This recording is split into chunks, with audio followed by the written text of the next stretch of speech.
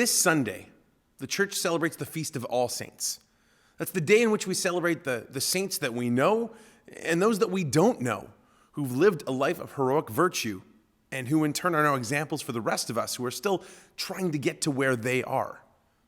Now, one of the terms we use to describe heaven from time to time, we call it the beatific vision, meaning people who have this direct perception, this direct sort of sight of what God is like.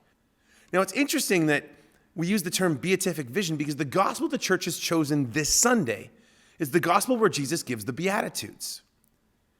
Now, if you sort of read through the story, it says that Jesus goes up the mountain and he begins to teach. Well, this sounds like someone else who went up a mountain to teach, that being Moses.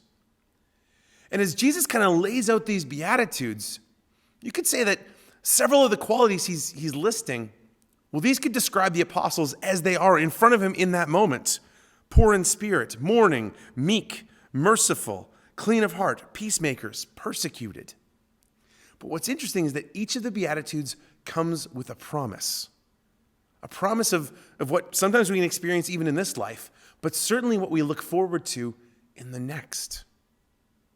That beatific vision, that perception of God as he is, of us as we are, of things the way that God intended them to be.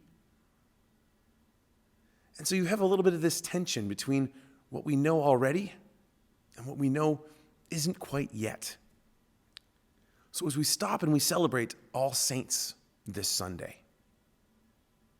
keep in mind the fact that we have countless saints from every age in the church's history. Young saints, old saints, rich saints, poor saints, married saints, clerical saints, religious saints. Saints who lived their whole lives extremely well, and saints who kind of had a dark past but converted.